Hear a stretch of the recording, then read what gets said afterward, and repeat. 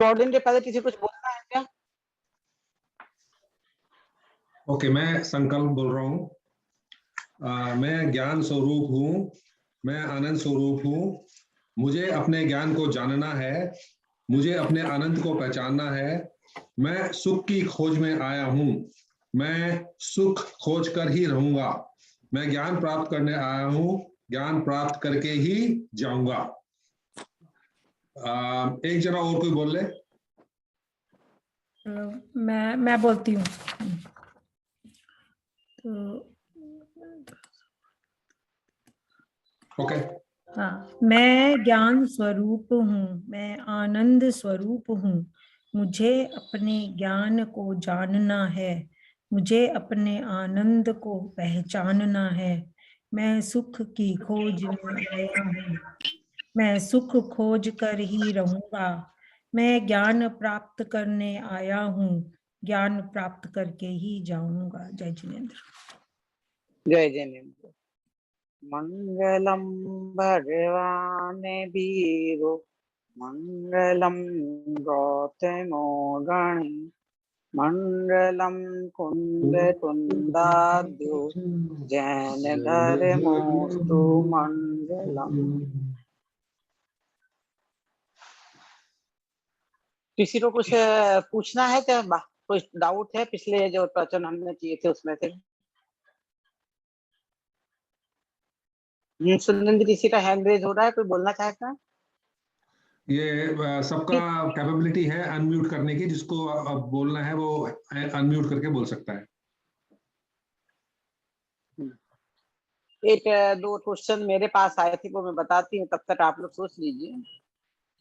एक जो मैंने एक उदाहरण दिया था कि टेबल पे बच्चा है, गिर रहा है, उसी में थोड़ा सा उन्होंने इम्प्रूवमेंट किया है कि मान लीजिए कि मैं सामायिक में बैठी हूँ और बच्चा गिर रहा है। हो जाइए, आवाज डिस्टर्बेंस आ रही है। हाँ, तो मैं सामायिक में बैठी हूँ और बच्चा गिर रहा है, मेरा विकल्प चल रहा है कि मैं बच्चे को बचाऊं, तो उस समय मुझे सामायिक में बैठे रहना चाहिए अथवा उससे बचाना चाहिए। दूसरा कि मैं स्वाध्याय कर रही हूँ और ऐसे में मुझे बचाने जाना चाहिए नहीं, और नहीं जाते हैं तो संकल्प विकल्प तो उसी के बारे में चल रहे हैं, तो और ज्यादा आत्म ध्यान होगा। तो उनका कहना था कि मेरा मानना है, मेरा सोचना है कि ऐसे में मैं उठ के चली जाऊं तो संकल्प विकल्पों से बच जाऊंगी। तो इस संदर्भ में और कोई किसी को कोई डाउट हो तो पूछ लीजिए, तो सारे समाधान एक साथ आ जाएंगे। मैंने कहा था मुझे व्हाट्सअप कर देना, तो कुछ लोगों को क्या है कि मेल पे ऐसे करना, मैं मैसेज करना नहीं जमता है, तो उन्होंने मुझे व्हाट्सअप किया था।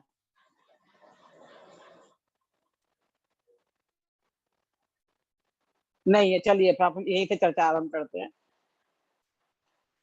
तो देखिए, उन्होंने कहा कि मैं सामायिक में हूँ, तो इधर जो उन्होंने बोला मैं सामायिक में हूँ, तो इधर मुझे लगता है कि जब सामायिक का मतलब आप सब जो लोग है, तो कुछ लोग समझते भी होंगे, फिर भी मैं बता दूं कि प्रश्न ही अपने आप में कंट्रोवर्सी पैदा कर रहा है। शायद वो कहना चाहती हो कि मैं स्वाध्याय कर रही हूँ और अथवा वास्तव में सामायिक कहना चाह रही हूँ, जो भी हो, दोनों चीजों का मैं दो तरह के आए तो बता देती हूँ। सामायिक का मतलब होता है कि आप ध्यान में बैठ रहे हो, ध्यान का अभ्यास करते हैं जैसे हम उसमें। तब जब हम ध्यान के लिए बैठते हैं, सामायिक के लिए बैठते हैं, तो घर गृहस्थी में है तो हम एक एकांत जगह ढूंढते हैं, शांत जगह ढूंढते हैं। और यदि हमारे घर में छोटे बच्चे वगैरह हैं, हम ऐसी जगह जाके बैठते हैं, दरवाजा बंद कर, जहां में कोई डिस्टरबेंस ना हो। नॉर्मली ऐसे नहीं कि बीच में ड्राइंग रूम में, किचन में ऐसे जाके बैठ जाए आपके, तो उधर सब पता चल रहा है, आवाजें आ रही है, सामायिक में बैठ जाए।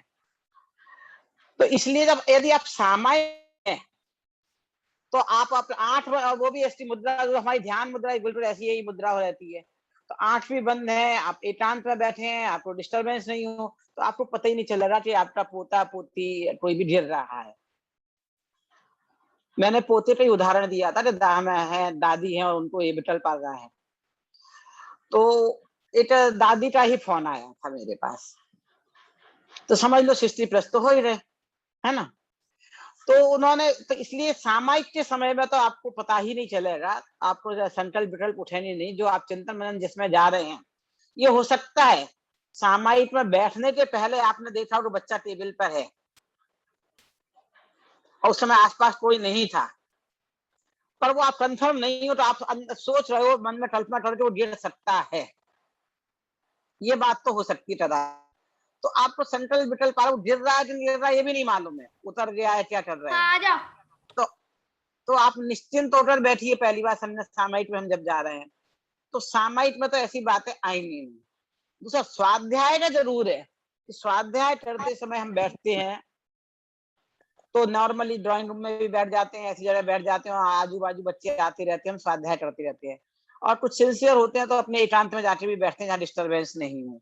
पर कई परिस्थितियां ऐसी भी बन सकती हैं, घर छोटा हो, नहीं हो पाता हो। तो स्वाध्याय करते समय जैसे उनका संकल्प विकल्प हो रहे हैं, वैसे भी हम आर्त और ध्यान में ही रहते हैं, धर्म ध्यान और शुक्ल ध्यान तो हमें है ही नहीं। अब हम जिस भूमिका में हैं, हमें विकल्प उठ रहे हैं की पूर्ति करते हैं। फिर मैं आपसे फिर वही बात कह रही हूँ, आप अपने विकल्प की पूर्ति कीजिए, पर आपकी विकल्प की पूर्ति नहीं होती, आपको कोई प्रश्न उठने वाला नहीं है। पर जब विकल्प की पूर्ति नहीं होती है तभी प्रश्न उठता है। तो मैंने कहा कि जो जिन्होंने प्रश्न किया, मुझे आवाज से ऐसा लग रहा था वो 70+ की थी। तो मैंने कहा हो सकता है कि आप उठो, और आपने हड़बड़ी में उठी आप, और आपका पैर स्लिप हो गया, आप गिर पड़ी, बच्चे को नहीं बचा पाए, और उधर से बच्चा भी गिर पड़ा। ये भी कंडीशन बन सकती है ना। उस समय हम सारी कंडीशन पे विचार करें। उठ गए और आपने बचा लिया तो आपकी भी मान्यता कुछ थोड़ी कि मैंने बच्चे को बचा लिया, कुछ नहीं हुआ, इसलिए आपके विकल्प की पूर्ति हो गई। ये कल मैंने बताया भी था कि अधिकतर टाइम ऐसा होता है, हम जब विकल्प करते हैं हमारी विकल्प की पूर्ति हो जाती है आरंभ के टाइम में, और थोड़ी बहुत जो विकल्प की पूर्ति नहीं हो पाती है तो हम उसके लिए लेट्स गो कर देते हैं, उस पर ज्यादा ध्यान नहीं देते हैं और अपनी मिथ्या मान्यताओं की पुष्टि करते रहते हैं। ऐसे ही बीमारी के संबंध में मैंने काफी स्टडी की थी, डॉक्टर से, डॉक्टर की कैसे चलती रहती है और मरीज कैसे खुश होते रहते हैं कि हम दवाई खा के ठीक हो गए। पहले हम इसी पे जो प्रश्न आए उसी पे हम समाधान करते हैं, फिर डॉक्टर्स पे जाएंगे। तो अब आप एक तो आपने आपको विकल्प आया, आप उठे, आपने बचा लिया, कुछ बात नहीं है। पर मान लीजिए कि आपको विकल्प उठा और चूंकि आपको वह पोय में थी मैं जाऊं या नहीं जाऊं, हाथ में शास्त्र भी थी, उन्हें संभाल के रखा, और आप उठे और आपके कपड़े ढीले रहते हैं, जो उम्र के लोग होते हैं, कभी साड़ी भी पहने हैं, कुछ भी पहने हैं, और आपका पैर उसी में उलझ गया या पैर स्लिप हो गया, आप गिर पड़े, बच्चा गिरा, झाड़ा पहुंचते चला गया, आप गिरे और आप 1-1.5 मिनट के लिए बेड रेस्ट पे चले रहे, क्योंकि बड़े उम्र के गिरते थोड़ा सा भी पैर स्लिप होता है, गिरते हैं ना, तो कुछ ना कुछ चरमरा जाता है हड्डियां, और 1-1.5 मिनट का रेस्ट हो जाता है। तब आपके ऊपर क्या बरसात होगी, आप कुछ भी कहोगे, अपने लड़के बहू से कहेंगे भाई आपको क्या जरूरत थी उठने की, हम संभाल लेते, हम तो थे, जो कंडीशन हो रही वो। अब वो बात जाने दीजिए, उसकी चर्चा नहीं करना है। तो आप उठे और आप गिर पड़े, तो आपने बचा नहीं पाया, बच्चा भी गिर गया, तो बच्चे का गिरने का काल था तो गिरा ना वो, हमने विकल्प किया। तो हमारी ग्रस्त की भूमिका में विकल्प आते हैं। तो जैन दर्शन में से 2 चीजें हैं, और इसलिए जैन दर्शन ने बहुत scientific Darshan step by step बताई है। तो बोले पहले आप श्रद्धा में तो ये मानिए, भरोसा तो कीजिए, एक द्रव्य दूसरे द्रव्य का करता नहीं, मैं किसी को मार नहीं सकता, बचा नहीं सकता, जिला नहीं सकता। और ये जो हमारे भाव उठ रहे हैं ये हमारे चारित्र मोह की कमजोरी से है, और एक द्रव्य को दूसरे द्रव्य का कर्ता मानना दर्शन मोह का है। तो पहले आपने, तो आप बचा नहीं पाया, बचा पाए, वो बात अलग बात है, आप निमित्त बने, निमित्त की उपस्थिति होती है। कल मैंने 2 बात बताई थी ना, निमित्त और उपादान। तो आप मात्र निमित्त हैं, और निमित्त कोई भी हो सकता है उसमें। आप उनसे आवाज देती, और बच्चा थोड़ा सा बड़ा समझदार होता है, बेटा ऐसा नहीं, गिर जाओगे, लग जाएगी। एक बार बच्चा गिर जाता है ना, एक बार उसे चोट का अनुभव कंपलसरी है, और एक बार चोट हो जाती है तो फिर वो दोबारा से नहीं गिरता है। मैं अपना प्रैक्टिकल अनुभव बताऊं, जो सहानुभूति है ना, जो छोटी थी, मतलब जब तक एक बार भी पलंग से गिरी नहीं थी, हमेशा हमें डर लगता था कि पलंग पर करवट बदलेगी, गिर पड़ेगी। और उस टाइम तकिया हम सब अपने बच्चों के साथ करते हैं ना, सोते हैं तो तकिया लगा देते हैं चारों तरफ, गिरे नहीं करे। तो पहले जमाने के जो पलंग थे, जैसे मेरी सासू जी उनके उम्र के टाइम पे, तो बहुत हाइट बहुत ज्यादा होती थी पलंग की, अभी से हाइट डबल टेबल। पर एक बार एक दिन वो पलंग से गिर पड़ी, कहीं इधर उधर गए होंगे सब। तो दूसरी बार वो पलंग की बाउंड्री लाइन पर तो जाती थी, वहां से आवाज देती रहती थी, पर उसने आगे कदम कभी नहीं बढ़ाया। अब समझ लो वो उम्र कितनी रही होगी, 9-10 महीने की उम्र रही होगी बस, और उससे ज्यादा उम्र तो हो भी नहीं सकती। तो 9-10 महीने का बच्चा भी दुख की फीलिंग समझता है अच्छे से, सुख की फीलिंग समझता है अच्छे से, और इस गतिविधि से दुख होगा और दुख की फीलिंग से वो दूर जाना चाहता है। वो कह नहीं पाए भले कुछ भी, पर समझता सब कुछ है। तो जो बच्चा जब पहली बार उसे पता नहीं होता है, अपने बच्चे को आप देखिए गर्म गैस को छूना चाहते हैं, तो जो होशियार माएं होती हैं वो पीठ ढंग से हल्की गर्म चीज ऐसे जाकर उनको टच करा देती है, तो बच्चा कभी गैस को नहीं छूता है। वो गर्माहट और गर्माहट से दुख का अंदाज, माने दुख की फीलिंग जरूरी है। जिस कार्य में हमें दुख की फीलिंग होगी वो कार्य हमारे जीवन में नहीं आएगा, और जिस कार्य में हमें दुख की फीलिंग नहीं होगी वो कार्य हमारे जीवन में आता है। बच्चे जंप करते हैं, दूसरी बात, दुख की फीलिंग हुई, जंप किया, हल्की थोड़ी बहुत चोट आई, ठीक हो गई, ठीक है ठीक हो जाएंगे, थोड़े से लेफ्ट रोड कर देते हैं। बुढ़ापे में लोग सावधान क्यों हो जाते हैं? तो वो जानते हैं हमें तकलीफ आनी आनी है, जानी नहीं है, और एक बार आई और जीवन भर के लिए तकलीफ देते जाएगी। इसलिए वो क्या करते हैं, बहुत सावधानी पूर्वक चलते हैं। मेरे पिताजी है ना, प्रवचन में हमेशा उदाहरण देते थे कि उनके पिताजी यानी मेरे दादाजी बहुत डरते थे रोड क्रॉसिंग में हर समय। तो डर उनको नहीं जाने देता था। अब मुझे समझ में आ रहा डरते क्यों थे, तो वो जानते थे कि एक बार तकलीफ आई हमारी लाइफ में, पैर स्लिप हुआ, जब हड़बड़ी में कुछ भी हुआ, और हमें तकलीफ वो हमारी लाइफ से नहीं जाएगी, तकलीफ पर घर बन जाएंगे हम। तो वो दुख की फीलिंग डराती है, खाने पीने परहेज दुख की फीलिंग कराती है। बहुत सारे डायबिटीज के मरीज हैं, बीपी के मरीज हैं, परहेज नहीं करते, कुछ कर लेते हैं। तो जिसको जितनी दुख की फीलिंग होती है, तो संसार के दुखों की फीलिंग भी हमें होगी, दुख से बचने का उपाय करेंगे, और उसमें हमें हैप्पीनेस फीलिंग होगी, सुख लगेगा, खुशी होगी, तो हम उनसे बचने का उपाय नहीं करते, उन्हें पाने की ओर दौड़ते हैं। मेन अंतर ये है। तो जो सामायिक में था, उसका सवाल का जवाब मैंने दे दिया कि सामायिक में तो हमारा ध्यान जाएगा ही नहीं, इसलिए आत्म ध्यान होगा ही नहीं, और बैठते तो हम निश्चिंत होकर ही बैठते हैं। समय ऐसा हो सकता है, तो हमें सावधान में तो ये रखना, मैं ना बचाने वाली हूँ, उसका पुण्य का उदय हुआ तो बचेगा नहीं। और उस समय जो आपके भाव उठे, अपने भाव की आप पूर्ति कर सकते हो, ऐसी बात नहीं है कि भाव की पूर्ति नहीं करें, पर नहीं पूर्ति हो पाई तो उसमें आकुल व्याकुल परिणाम नहीं करना, टेंशन नहीं लेना। आकुलता सबसे बड़ा दुख है।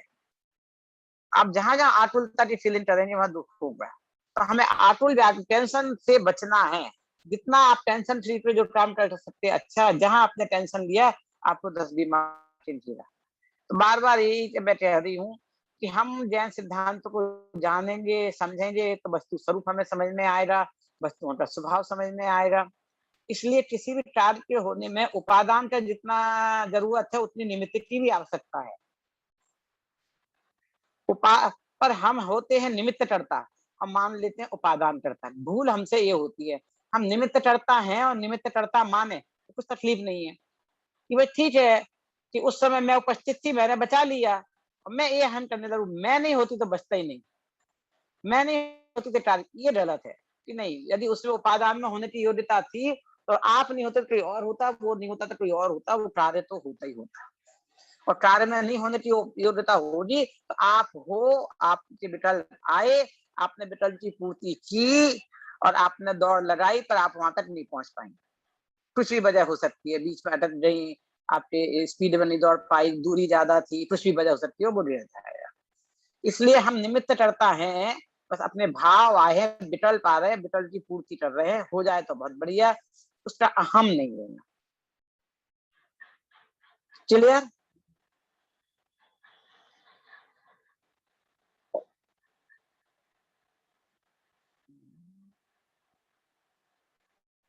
अब इसमें अभी तक जो बताया इस पर टीचर कुछ पूछना है? तो ये चैप्टर से हटके मैं फिर दूसरा सब्जेक्ट लेने जाऊंगी, इसलिए उपादान में किसी भी संदर्भ में कुछ पूछना हो तो।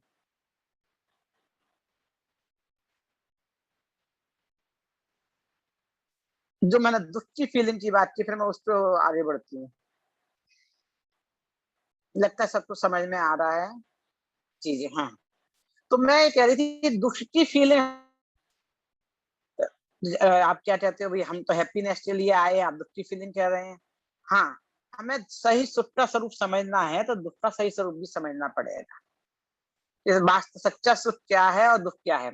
अभी हम इंद्रिय सुखों में, इंद्रिय सुख नहीं, हमें इच्छाओं की, हमारे मन में इच्छाएं उत्पन्न होती हैं, उन इच्छाओं की पूर्ति में हम सुख मानते हैं। तो हम अपनी लाइफ में, पूरी लाइफ में देखते रहे, और जिसकी जितनी लाइफ है, और मैं सोचती जो हम सब जुड़े हैं, तो दुनिया में जिसे सुख की परिभाषा में शामिल माना जाता है, वैसी सब चीजें की उपलब्धि तो हमारे सबके पास होनी चाहिए, होंगी ही। मैं ऐसा मान के चल रही हूँ कि भाई रहने के लिए अच्छा घर, गाड़ी और जो अनिवार्य आवश्यकताओं की पूर्ति, ऐसा किसी के साथ नहीं है कि 1 साल लॉकडाउन में घर में रहे, दूसरा खाने को नहीं मिल रहा हो और बहुत टेंशन में आ गए हो। सबके पास इतना पैसा वगैरह संपत्ति है दुनिया में, है पांचों इंद्रियों को लिए जो जो हमें उपलब्ध चाहिए वो सब मिल जाता है। फिर हम फिर भी कहीं ना कहीं हम दुखी क्यों हैं, हमें टेंशन क्यों है?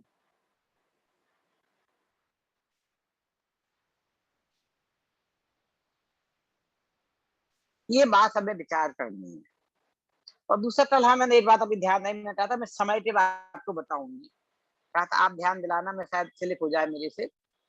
चलिए, मुझे याद आ गई कि हमारे मनुष्य जीवन का समय बहुत कीमती है, और हमारा माइंड सेट है कि पैसा कीमती है, क्योंकि पैसा हम अर्न करके कमाते हैं। जो चीज हमें सहज उपलब्ध हो जाती है उसकी हमें कीमत नहीं होती है।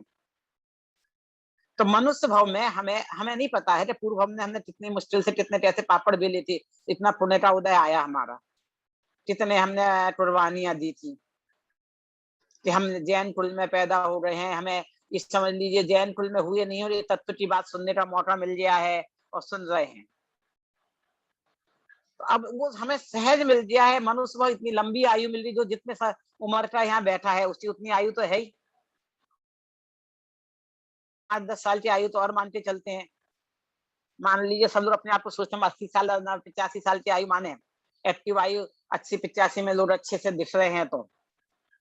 और जो 60 की है तो वो 20 साल की मान लेंगे, 70 की है तो 10 साल की मान लेंगे। मतलब 10-15 साल के जीने की चाहत तो सब रखते ही हैं, और कम उम्र के तो आप जुड़ते जाइए। हम 80 साल 85 साल को टारगेट कर रहे हैं तो हमारा, हम जिस हर प्रवृत्ति में, हर कार्य में हमारा समय खर्च हो रहा है।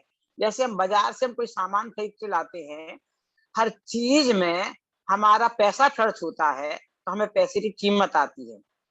और हमारा ध्यान इस ओर नहीं जाता है कि हर चीज की हमारा समय भी खर्च हो रहा है। मान लीजिए आप एक शर्ट लेने गए, एक साड़ी लेने गए, एक तो एक हो सकता है कि आप एक दुकान पर जाएं, आपको शर्ट पसंद आई, आपने उठाई और जिसने जो पैसा बोला दी और लेके आ गया, आप आधा घंटे में काम कर लिया। और आजकल आप लोग स्मार्टनेस से ऑनलाइन भी परचेजिंग कर लेते हैं, और आई तो ठीक है, नहीं तो वापिस कर देते हैं, टाइम बचाने के लिए ना, मनी बचाने के लिए। तो आप एक दुकान पर, आपको पसंद आ गई, उसने बोला 2000 की, अब बोला नहीं 1500 में दे दीजिए। अब आपने जो पैसे थे आपने खर्च होने उतने होने हैं, तो आपने जो टाइम उसमें लगा रहे हैं, फिर आपने सोचा चलो दूसरी दुकान पे देखते, शायद दूसरे में और कम रेट में मिल जाए, और कम रेट में मिल जाए, और बार्गेनिंग कर रहे हैं, दूसरे जा रहे 4-5 जगह, फिर लौट के आके उसी दुकान से ली। तो जो आप 1 घंटा दूसरा टाइम स्पेंड किया, और खासतौर पर महिलाएं साड़ी अपने सूट देखने जाती हैं, तो ट्रायल में उससे कितना टाइम लगाती हैं। तो पूरा इतना, मतलब जो काम अपना 1 घंटा था उसमें आपने 4 घंटे दिए, तो 4 घंटे आपके आयु के खत्म हुए कि नहीं हुए? यानी हम इस मनुष्य भाव में आए हैं, और मान लीजिए हम 80 साल की आयु लेकर आए, तो हमारा आज कल के और आज में से एक दिन कम हो गया ना, उतने घंटे कम हो रहे हैं ना। अब मान लीजिए कि मैं 60 साल की हूँ, हम 60 साल से 80 साल तक 20 साल की आयु मेरी शेष रह रही है, हमने 80 साल मान लिया। तो अब मैं इन 20 सालों में मैं क्या उपलब्ध करना चाहती, मुझे ये विचार करना है कि मैं 80 साल तक जी या 70 साल तक जी या 90 साल तक जी, तो मैं क्या लक्ष्य हासिल करूंगी, क्या उपलब्धि प्राप्त करूंगी। यदि वो उपलब्धि मैंने 1 साल में 2 साल में जल्दी से जल्दी कर ली, तो फिर मेरे बाकी का जीवन व्यस्त जीवन हो गया और नहीं कर पाई मैं, तो फिर 80 साल और 90 साल जी कर भी क्या फायदा हुआ, 90 साल में तो उपलब्धि नहीं हुई। तो जैसे एक आप सोचिए, आयु में आपको समझ में नहीं आ रहा है, पैसों में बात बताती हूँ। आप लोग टारगेट करते हैं कि हमें लाइफ में इतने पैसे, लखपति करोड़पति बनने की सोचता है, करोड़पति अरबपति, अरबपति खरबपति। हम 20 की बात करते हैं, छोटे मोटे करोड़पति तो सब बंबई में फ्लैट वाले और ऑस्ट्रेलिया के फ्लैट वाले होंगे ही। एक फ्लैट है तो पहले के लखपति और राष्ट्रीय करोड़पति एक जैसी हालत है, मध्य वर्ग में ही आते हैं राष्ट्रीय करोड़पति भी हैं। तो हमने सोचा हमें अरबपति बनना है, तो वो अरबपति कितने दिन में बनना है, इस तो कर रहा हूँ कि मैं 1 साल में ही बन जाऊं, पर 1 साल में बन नहीं सकता, तो 5 साल की योजना है, 10 साल की योजना है। और बच्चों के लिए इतना तो छोड़ के जाए हम, अरे हम स्वयं भी भोग रहे हैं और बच्चों के लिए इतना छोड़ के जाए। बच्चों का जितना पुण्य होगा बच्चों को उतना ही मिलेगा, और तुम्हारा आपको जितना पुण्य होगा तुम्हें उतना ही मिलेगा। उससे अधिक एक पैसा अधिक नहीं छोड़ सकते, एक पैसा कम नहीं कर सकते। आप अपनी भावनाएं कुछ भी रख लो। अब जो पैसा आप यदि 5 से 10 साल में कमाना चाह रहे थे और मैं कोई स्कीम लाऊं 5 साल में हो जाए, आप नहीं नहीं नहीं नहीं मुझे नहीं चाहिए, मैं तो 10 साल में कमाऊंगा, ऐसे बोलता है कोई, बोलता बहुत अच्छा है। और आप उसको बहुत ध्यान से सुनते, उसमें टाइम देते हैं, और मेहनत आपको ज्यादा करनी पड़ेगी। रात को 11-12 बजे से पहले नहीं सो सकते हो, सुबह 6 बजे से काम पे लगना पड़ेगा, कोई बात नहीं, हम कम सो लेंगे। तो जब हमें अरबपति यदि 10 साल की योजना 5 साल में पूरी करनी है, तो हम अपनी नींद कम करते हैं, खाने में कम समय देते हैं, घूमना जाना बंद कर देते हैं, एक्सरसाइज कम कर देते हैं और पूरा टाइम उसमें डालते हैं। अब हमें टाइम सेव करना है, तो अब हम यदि सोने में 10 घंटे और 12 घंटे डाल रहे आलस में, तो हमें 10 घंटे और 8 घंटे हमें नींद की कितनी जरूरत है, वो हमें देखना है। डॉक्टर्स कहते हैं 8 घंटे, कुछ कहते हैं उम्र बढ़ते साथ साथ धीरे धीरे नींद कम होता है 6 घंटे। पर हम ना डॉक्टर्स पे नहीं जा रहे, हमारे शास्त्रों में आता है कि हमारे मुनिराज है, भूमाहि पिछली रयन में कछु शयन एक आसन करन। हाँ, रात्रि में मुनिराज एक आसन करते हैं। एक आसन का मतलब वो एक आसन नहीं है भोजन करने वाला, एक आसन माने एक करवट से, वो एक बार ऐसे करवट से सो लिए तो ऐसे, राइट से सोए तो राइट से रहेंगे, नहीं बदलते हैं। क्यों नहीं बदलते हैं, एक बार सो गए वो, फिर उनने करवट बदली, तो रात में पीछे जीव जंतु आ रहे करवट लेने में, वो मर जाएंगे। तो इसलिए पिछले पहर में आने 3-4 घंटे की नींद भी ले ली अपन ने, तो भी सफिशियंट है, उससे ज्यादा नींद लेने की हमें जरूरत नहीं है। तो नींद और भूख ऐसी चीज है, जितनी बढ़ाओ बढ़ती है, जितनी कम करो कम हो जाती है। तो हमने 4 घंटे अपने लाइफ पे बढ़ा लिए। अब कैलकुलेशन आप करते जाना, मान लीजिए अब मैं 60 साल की हूँ, 80 साल की हमने अपनी उम्र मानी थी, तो 20 साल मेरे हाथ में रह रहे। 20 साल में यदि हम 12 घंटे और 10 से 12 घंटे 8 घंटे मान लीजिए हमने सोने में निकाले, और 4 घंटे हम अपनी दिनचर्या में निकाल देते हैं, घूमना, एक्सरसाइज, खाना पीना, इन सब में 12 घंटे गए। हमें 24 घंटे की दिनचर्या निश्चित करेंगे, उसी आधार पर हमारे पूरे सालों की होगी ना। तो यदि हमने ऐसे 12 घंटे हमारे चले गए, तो 20 साल में 10 साल तो हमारे सोने खाने पीने में चले गए। और बाकी कहते थे हम बोर हो जाते, क्या करे, 2-4 घंटे कोई टीवी देख लेता है, कोई 60 साल में तो काम भी करता है, अभी तो 10 साल में और काम कर सकता हूँ, वर्किंग कैपेसिटी है इसमें, जब तक एक्टिव होते हैं। तो जितना टाइम डाला उतना टाइम चला गया। तो आप यदि धर्म के लिए, स्वाध्याय के लिए अपने लिए 1 घंटा डाल रहे हैं, और 1 घंटे ही आपका हुआ ना, वो तो अपने लिए, तो बाकी तो 23 घंटे गए। तो अपने 1 घंटा, 1 दिन में 2 घंटा डाले, तो जो कार्य 20 साल में होना था, 2 घंटे डाले तो वो कार्य 10 साल में हो जाएगा। 3 घंटे डाले तो वो और कम साल में हो जाएगा, 4 घंटे डाले तो और कम साल में हो जाएगा। यानी जो आपका टारगेट है, जो आप उपलब्धि करना चाहते थे, वो उपलब्धि आपने कम समय में, तो आपको अचीवमेंट ज्यादा हो गया। तो एक तो अब हमें निश्चय करना है कि हमें अपना टारगेट क्या बनाना है। सब अपने अपने उद्देश्य बनाइए। धर्म क्या उद्देश्य बनाता बताता है वो हम आपको बता देंगे। जैन दर्शन में कहा गया है कि हमें सच्चा सुख प्राप्ति, ऐसे सुख की प्राप्ति को अपना उद्देश्य बनाना है जिससे पुनः दुख की प्राप्ति ना हो। अभी हमें जो छोटे छोटे पल मिलते हैं खुशी के, मैं सुख नहीं कह रही हूँ, खुशी कह रही हूँ, ध्यान रखना। खुशी के जो पल मिलते हैं, एक पल को खुशी मिलती है, अगले पल ही हमें दुख चालू हो जाते हैं, दूसरी इच्छाएं उत्पन्न होती हैं, दुख चालू। वो खुशी हमारी बहुत अधिक पल नहीं पाती है।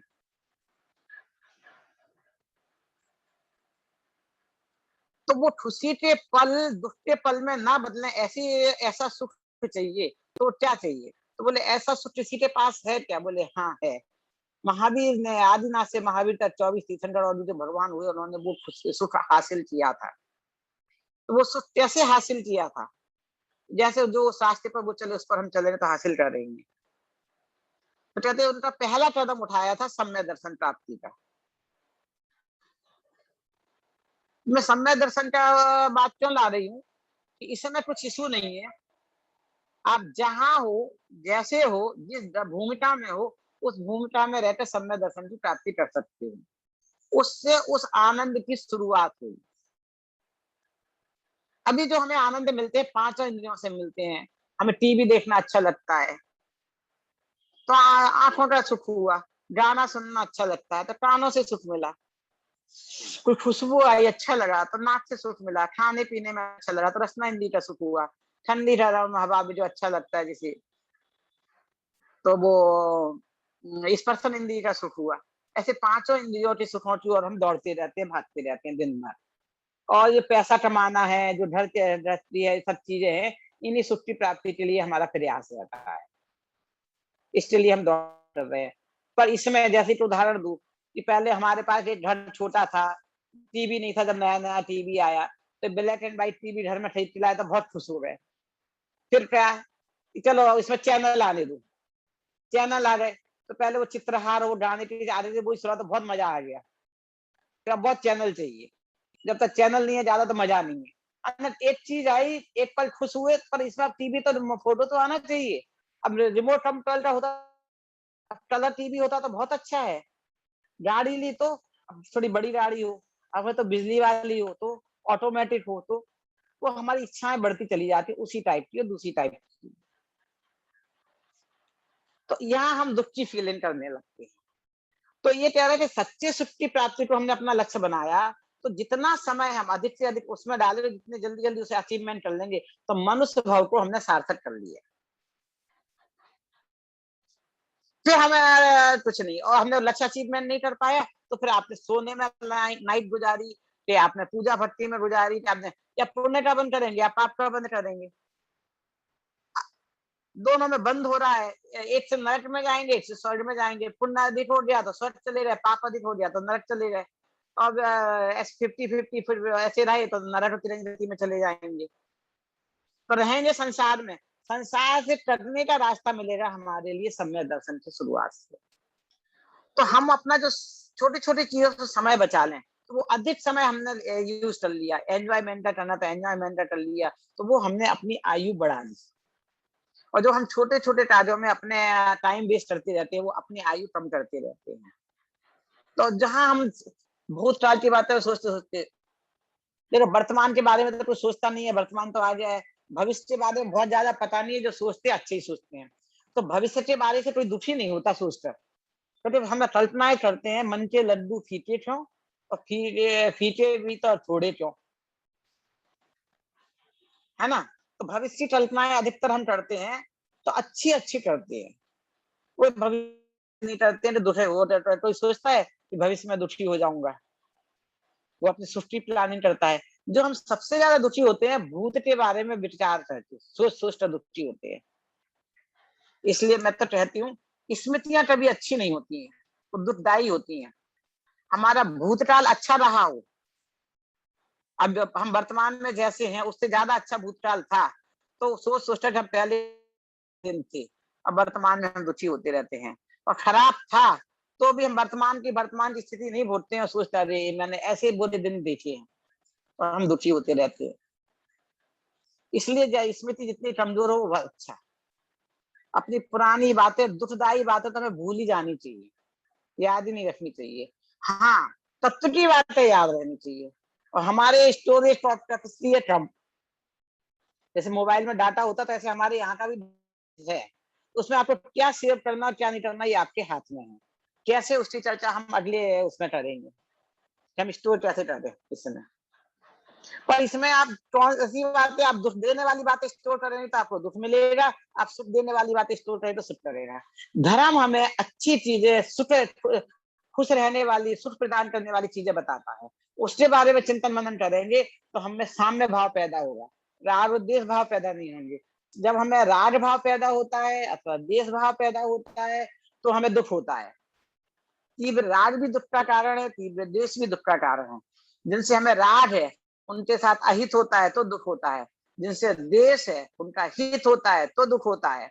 देश वालों से अहित करना चाहते हैं, राग वालों का हित करना चाहते हैं। तो दुनियादारी की बातों में हमें राग द्वेष उत्पन्न होता है। धर्म में हम जब पढ़ते हैं तो हमें वो साम्य भाव, समता भाव, सहज भाव सिखाता है। तो जब साम्य भाव होता है, सहज भाव होता है, तो हम दुखों से दूर होते हैं, खुशी की ओर अग्रसर होते हैं, धीरे धीरे सुख की ओर भी अग्रसर होते हैं। तो जैन दर्शन कहता है कि सच्चे सुख की शुरुआत सम्यक दर्शन से होती है। इसे हम आनंद के रूप में लें अभी। तो दो तरह के आनंद, एक इंद्रियों के द्वारा प्राप्त होने वाला आनंद जिसके पीछे हम भागते रहते हैं, जो क्षणिक है। एक है इंद्रियों के बिना प्राप्त होने वाला आनंद। तो जो इंद्रियों के बिना प्राप्त होने वाला आनंद है, अनिंद्रिय आनंद है, अतीन्द्रिय आनंद है। जिसे अतीन्द्रिय क्यों बोलते हैं? जो इंद्रिय के बिना होता है। तो वो आनंद ऐसा आनंद है कि वो हमेशा, उसमें दुख नहीं है कभी भी। तो वो कैसे प्राप्त होता है, उसके लिए क्या प्रयास करना, क्या पुरुषार्थ करना, उसके लिए किया गया प्रयास ही पुरुषार्थ है। उसकी चर्चा हम अगली कड़ी में कल से करेंगे। तो आनंद दो तरह के हुए, सांसारिक आनंद और पारमार्थिक आनंद। सांसारिक आनंद को ही इंद्रिय आनंद बोलते हैं। पारमार्थिक आनंद, अतीन्द्रिय आनंद है, वो ही पारमार्थिक आनंद है। तो इन सबको प्राप्त करने की स्टेजेज हैं। तो उन स्टेजेस की चर्चा भी हम कल करेंगे। तो अब ये हमारा समय होने वाला है, तो आप में से किसी कुछ प्रश्न पूछना हो तो पूछ सकते हैं।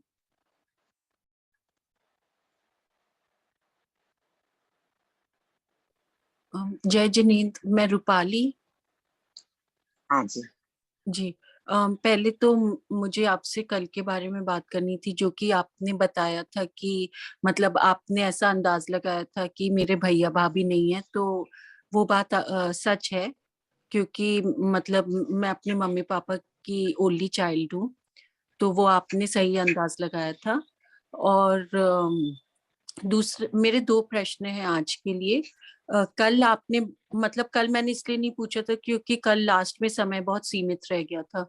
तो कल आपने बताया था कि जैसे हम अपनी तरफ से कोशिश कर सकते हैं, लेकिन ऐसा भी हो सकता है कि हम अपनी तरफ से कोशिश करें और सामने वाले का पुण्य उतना नहीं है, तो अपनी कोशिश मतलब हो सकता है उसका फल ना मिले जैसा हम सोच रहे हैं। आपको ध्यान मतलब आप समझ रही है ना कि मैं क्या बोल रही हूँ? हाँ, समझ रही हूँ। हाँ। तो मेरा प्रश्न ये है कि हम ऐसा क्या कर सकते हैं कि मतलब हम अपनी कोशिश में सफल रहें, या हम इस चीज को कैसे अंदाज लगा सकते हैं कि भाई सामने वाले का पुण्य अच्छा हो, कि भाई हम जो अपनी कोशिश कर रहे हैं वो सफल रहे और उससे सामने वाले को लाभ मिले। ये मेरा पहला प्रश्न है। और मैं दूसरा भी पूछ लेती हूँ। दूसरा प्रश्न मेरा है कि आज हमने सुख की बात करी और दुख की बात करी, और आपने हमें एग्जाम्पल्स भी दिए कि हम कितना अपना समय खो देते हैं। वो बात मुझे एकदम सही लगी। परंतु हम हमेशा अपने समय का सदुपयोग करें, ये बात मुश्किल है।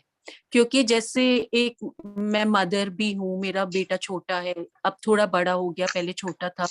उस वक्त मैं अपने समय को जरूरी नहीं है कि मैं सामान ही खरीदने जा रही थी, पर मैं अपने समय का सदुपयोग हमेशा नहीं कर सकती उस सिचुएशन में जब मेरा बच्चा छोटा है, क्योंकि उस वक्त तो सिर्फ बच्चे को माँ की ही जरूरत होती है। तो उसमें माँ अपने लिए कुछ भी नहीं कर रही होती, देखा जाए तो वो सिर्फ बच्चे के लिए ही सब कर रही होती है।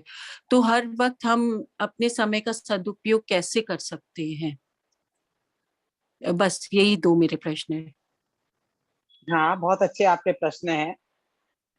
तो वो परिस्थिति आपके साथ चली रही है, फिर भी एक तो आप मेरा कि हम मालूम नहीं कर सकते, पर हम अपने अंदर कोशिश की, प्रयास किया, और जैसा आपने चाहा वैसा हो गया, सामने वाले को वैसा आनंद की अनुभूति हो रही, मतलब की मिल गई, और वो पूर्ति हो रही, तो आप समझ लीजिए उसका पुण्य का उदय था। और आपने हम्म। प्रयास किया, फिर भी सफल नहीं हो पा रहे हैं आप, तो समझ लीजिए कि आपने अपनी तरफ से पूरा प्रयास कर लिया, नहीं हो रहे हैं, तो फिर आपको सोचने नहीं, इतना समझ लीजिए अभी उनका पुण्य का उदय नहीं आया है, उनका भी ऐसा ही काल चल रहा है। जैसे कि हम उदाहरण दें, और पुण्य पाप के उदय को, पुण्य के उदय को वैसी का वैसा भोरने टल भी, मैंने कहा था कंपलसरी नहीं है। एक मैंने अपना उदाहरण दिया था, एक मैं अपना शास्त्रों का उदाहरण देती हूँ। जैसे कि तीर्थंकर पार्श्वनाथ थे, जी। वो तो अपने ध्यान में मगन थे। अब एक उनका पूर्व भाव का बैरी आया, उसे गुस्सा आया, उसने उनको उपसर्जित किया, तो हाँ हाँ। वो तो इतने 3 ज्ञान के धारी थी, इतनी सामर्थ्य, यदि उनको भी गुस्सा आ जाता तो वो उसका कर सकते थे, पर उन्होंने उसके ऊपर विकल्प भी नहीं किया, और वो अपने अंदर में चले गए। तो जो जिसने उपसर्ग किया उसके ऊपर गुस्सा नहीं किया, पाप को उदय को भोगा नहीं, और जिनने उन्हें बचाने की कोशिश की उसको राग नहीं किया, उसे आशीर्वाद नहीं दिया, और वो तो अपने आत्मा में चले गए, और केवल ज्ञान लेके उठे, तो उन्हें सारे कर्म समझ में आया। ऐसे ही हमारे शास्त्रों में 5 पांडवों में से 3 पांडवों का उदाहरण है, 5 पांडवों के ऊपर, उनके ऊपर सिगड़ी रखी थी, आपने फोटो देखी हो मंदिर में, हाँ तो सिर के ऊपर आग लगा दी थी। तो 2 जो नकुल और सहदेव थे, उनको थोड़ा सा विकल्प आ गया, हाँ। क्या ये विकल्प नहीं आया कि मेरे जो साधर्मी जो बंधु है मोना, उनका अपने लिए नहीं आया कि मुझे कष्ट हो रहा है, उनका क्या, इन्हें विकल्प भी नहीं आया, वे तो अपने ध्यान में चढ़ गए, अपने मुंह से चले गए, उनको विकल्प जी। आया, वो विकल्प उनको रह गया। कर तो कुछ नहीं सकते, विकल्प ही हमें बाधक हो गया है हमारे लिए प्रगति में, जो हाँ हम विकल्प आ रहे हैं। तो आप तो अपना पूरे प्रयास कर लिया, फिर उसके बाद जो हो जाए तो आप खुश हो ही गए, नहीं हुआ तो ये टेंशन नहीं रखना अपने मन में कि मैंने अपना प्रयास पूरा किया, इससे हाँ। अधिक मैं कर नहीं सकती थी, जो कर सकती थी कर दिया। अब होगा, और जितना और जो कर सकते हो आप करते रहो, लेकिन हम जिस भूमिका में है ऐसे भाव आते हैं। वो भूमिका मुनिराज की भूमिका अलग है, जब वो यहाँ से राज छोड़ के चले जाते हैं, हम राग वाली भूमिका में हैं। हम क्या है, भूमिका में है इधर, और विचार चाहते वैसे। जैन दर्शन में भावों का पहले ऊपर चढ़ने का उपदेश दिया गया, फिर ऑटोमेटिक आचरण में सहज आता है। तो हम आचरण अपना मुनिराजों जैसा चाहे तो नहीं हो सकता है। यदि जिसको माँ बनने का विकल्प है तो बेटे के प्रति वैसा राग आएगा, उसका टाइम और स्पेंड होगा। और जिनको तो उसका विकल्प समाप्त हो जाता है, उसे माँ बनने का भाव भी समाप्त हो जाता है, वो पहले दीक्षा ले लेती है, और फिर उस समय नहीं आता, फिर बाद में लेती तो वैसे चले जाते हैं, और घर में रहते हैं, पर घर में भी जो कंपलसरी कार्य हैं, जी। कंपलसरी कार्य के अतिरिक्त भी हम ऐसे बहुत टाइम पास वाले काम भी करते रहते हैं, जिनमें जी। नहीं चाहे तो बच सकता है, जिसमें गॉसिप है, मोबाइल पे व्हाट्सएप पे बैठे रहना है, टीवी देखते हम्म। रहना है, हम्म। जिनसे कुछ नहीं है लेना देना। ऐसे हम अपने दैनिक जीवन में आप देखिए, कंपलसरी, पर हमें अपने लिए तो थोड़ा समय निकाले ना, अपने लिए हम जी। समय नहीं निकालते, फिर बीमार पड़ जाते हैं। तो अपने हाँ। जैसे स्वास्थ्य, शारीरिक स्वास्थ्य के लिए समय नहीं निकालेंगे तो बीमार पड़ जाएंगे। आपको अपनी एक्सरसाइज भी करनी है, बच्चे का कितने ध्यान रहो, पर अपना स्वास्थ्य का ध्यान नहीं देंगे आप, एक्सरसाइज नहीं करें, वजन बढ़ेगा तो आपको दूसरी तकलीफें शुरू हो जाएंगी। खाने पीने का ध्यान नहीं दे रहे तो दूसरी तकलीफें शुरू हो जाएंगी। तो बच्चे के ध्यान के साथ शादी ब्याह जब हम खाना पीना करते हैं ना, तो जो जी। जैन दर्शन सुस्ती रास्ता कह रहे हैं ना, उसके लिए तो 48 मिनट चाहिए। तो 24 घंटे में से 48 मिनट निकालना बहुत कठिन काम तो नहीं है ना। हम्म। तो 48 मिनट तो हाईएस्ट है, लोएस्ट नहीं है। लोएस्ट आप थोड़ा सा भी समय अपने लिए निकालें, और पर से भिन्न अपना कर लें। और दूसरी बात कहते हैं, आप श्रद्धा तो ये समझो, पहले इस श्रद्धा में तो ये मानो कि मुझे शराब छोड़ना है, मुझे सिगरेट छोड़ना है, छोड़ने की बात जाने दो, बाद में करना, पहले मानो जी। तो सही। कोई बहुत ज्यादा शराब सिगरेट पीता है तो पहले से स्वीकार करे शराब पीना बुरी बात है, तो स्वीकार कर लें तो जीवन में से भी उतर जाएगी। अभी तो हम ये मानते बैठे नहीं, मेरे अलावा कोई नहीं कर सकता, मैं ही करने वाली हूँ। उन्हें का अच्छा होना हो रहा तो कोई अड़ोसी पड़ोसी पे ऐसे भाव उठे कि अकेले रहते चलो मैं इनका कर दूं, और वो आके उनकी हेल्प कर जाएगा। अब देख लेना ऐसे भाव उठते हैं जी और दूसरे लोग कर देते हैं हेल्प, और नहीं होना होता तो आप कितनी तो आप भी उपस्थित रहोगे तो हो सकता है जब उनका तकलीफ आए उस समय आपको भी कुछ तकलीफ हो रही है, आप 10 मिनट के लिए बाहर निकले उसी समय उन्हें तकलीफ आके खड़ी हो गई, आप 24 घंटे साथ में रह लो तो भी ऐसा हो सकता है। आप देख लो जितने बुजुर्ग हैं गिरते हैं बाथरूम में, स्लिप होते हैं बाथरूम में, घर में 24 घंटे सब सर्वेंट रख दो तो हाँ तो वो जब पाप का उदय आता है तो वो चीज हो जाती है, बचा ही नहीं सकते हैं, बाकी अब से बचाए जितनी कर लेते हैं। तो देखो मैंने तो ऐसी घटनाएं भी सुनी है कि नहीं बाथरूम में भी साथ में सर्वेंट गए बिठा के आ गए कि आप जी 5 मिनट में आना, तो वो 5 मिनट में गिर जाते हैं जो 5 मिनट बाहर आया तो हाँ होता है ना। जी पर कितना ध्यान रख ले तो भी घटनी होती है, तो हम अपने आप को कहाँ हेल्पलेस, जब तक हमारे अनुकूल होने लगते हैं तब तक तो हम सोचते हैं मैंने किया, फिर हम लगते थे अपने हेल्पलेस हो गए, नहीं कर पा रहे हम कुछ, तब हम भगवान को याद करते हैं। तो ये कह रहे हैं कि हर टाइम आप ये याद रखो कि हम कुछ कर नहीं सकते हैं, हमें सिर्फ करने के भाव आ रहे, अपने विकल्पों की पूर्ति कर रहे हैं, एक दम दूसरे दम में कर नहीं सकते, विकल्प की पूर्ति कर रहे हैं। अच्छा बुरा होना उनके ऊपर है, उनके द्रव्य में आप चेंज नहीं कर सकते हो, गुण में चेंज नहीं कर सकते हो, पर्याय में चेंज नहीं कर सकते हो, किसमें चेंज करोगे? उनके वर्तमान में परिणाम खराब ना हो आपके निमित्त से, उनको ये नहीं लगे कि मैंने बच्चों को पढ़ा लिखा के बड़ा कर दिया, बच्चे चिड़िया के पंख लगे उड़ गए, हमें ध्यान नहीं दे रहे, पंखे लगे। बच्चे अपने पैसों के द्वारा जो तकलीफें हो सकती है दूर हो सकती है दूर करे, और पैसों की तकलीफ होने ना हो, आने जो अनुकूल साधन हम जुटा सकते हैं जुटा दिए बस। बाकी तो पढ़ करना भाव करना उन्हीं के हाथ में है, और उन्हें हमें ये देना कि भाई देखो आप भी अपने परिणाम सुधारो, अपना उपयोग वहां से हटाओ। जो मैं आपसे कही डॉक्टर जी में मैं तो ओल्ड एज के काफी टाइम से 10-20 साल से स्टडी कर रही हूँ इस चीज पे, किताब भी लिखी है मैंने तलाश सुख की इसके हाँ ऊपर ही। तो अभी हाँ मैं जाती थी ओल्ड एज में जो नीचे बैठे रहते बिल्डिंग में जाओ उनसे पूछती हूँ, तो जी वो कहते हैं कि नहीं पहले पहले तो हमें आराम होता था दवाइयों से, अब आराम होना बंद हो गया। हाँ देखना घुटने का दर्द है, कमर का दर्द है, तो बोले बस अब हाँ दर्द के साथ जीना सीख लिया है, हम्म आने उपयोग वहां से हटाया ना। तो पहले हाँ उतना बड़ा हमें जब दर्द होता है अधिक ही होता है, बहुत ही होता है, कम दर्द कभी नहीं होता है, तो धीरे धीरे धीरे उस दर्द के साथ जीना सीख लेते हैं, उसका उपयोग हटा देते हैं बस, और क्या करते हैं। जब उपयोग लेते नहीं तो उपयोग जाएगा। आप देखना अधिकतर दर्द होते हैं आप सबको, हम सबको, आप सबको क्या हम सबको ही, कि जब बेड पे जाके लेटेंगे तब दर्द होंगे, दिन भर काम में रहते तो दर्द नहीं होता है। बेड पे लेटो 5-10 मिनट बाद दर्द शुरू हो जाते हैं, हमारा उपयोग सब शरीर की चीजों पर जाता है। तो सबसे बड़ा आपका कार्य ये है कि अपने बड़े आप स्वयं को भी ये सिखाना कि हम अपना ध्यान हटाएं, इस मनुष्य भाव में आए हैं, कुल मिल गया है तो धर्म के तत्व के संस्कार लेके जाएं, वो साथ में जा सकते हैं, और उससे ही हम टेंशन फ्री हो सकते हैं, स्ट्रेस फ्री, और दर्द से छुटकारा भी उसी से मिल सकता है। तो जैन दर्शन के वो सिद्धांत कौन से हैं, कैसे हैं, जिन्हें हम सोचे विचारे, जिनका सहारा लेंगे तो इनसे हमें निपटने में सहयोग मिलेगा, संबल मिलेगा। दवाइयां जो करती है वो कार्य ये भी कर सकते हैं सिद्धांत भी, दवाई लेते साइड रिएक्शन है, पर इनका कोई साइड रिएक्शन नहीं है। तो 2 तरह से इनके तरीके उपाय हैं, एक हमें अच्छे भाव करते हैं तो अच्छा बनता है, उदय में आता है, और बुरे जैसे हम दुखी हुए तो दुखी बंधेगा, तो पाप ही उदय में आएगा। दुख हुआ और हमने अच्छा काम किया तो पार्श्वनाथ ने दुख में दुख नहीं भोगा, तो उनका अच्छा उदय आ गया, कर्म के नाश हो गया। हम अच्छा सोचेंगे भगवान का नाम याद, चलो और कुछ नहीं, नमोकार मंत्र बोले भगवान का नाम याद करें, जो जिस भूमिका में जितना आता है, तो धीरे धीरे धीरे धीरे अपने परिणाम पाप भाव से पुण्य की ओर चले जाएंगे, तो पुण्य उदय में आना शुरू हो जाएगा। तो ये तकलीफ है दूर पुण्य के उदय से ही होती जी बहुत अच्छा। है। तो अपना आज का समय हो गया, आप जिनमानी स्थिति कर लीजिए। हाँ डॉक्टर साहब, जिनवानी करने से पहले मेरे को एक सूचना देनी है सबको। मेरे को काफी लोगों ने पूछा है कि जो क्लास में रिकॉर्डिंग हो रही है वो कहाँ से मिलेगी, कैसे मिलेगी। तो अगर आप ई शिविर के डैशबोर्ड पर जाएं, जहां से आप अपनी माई क्लास में जाते हैं, वहां एक और आइकॉन है, उसका नाम है ज्वाइन टेलीग्राम। अगर आप टेलीग्राम को ज्वाइन कर लेंगे तो सारे के सारे सेशन की जो वीडियो रिकॉर्डिंग्स हैं वो आपको मिल जाएंगी। तो just join Telegram from the dashboard and you will get all the recordings including this recording.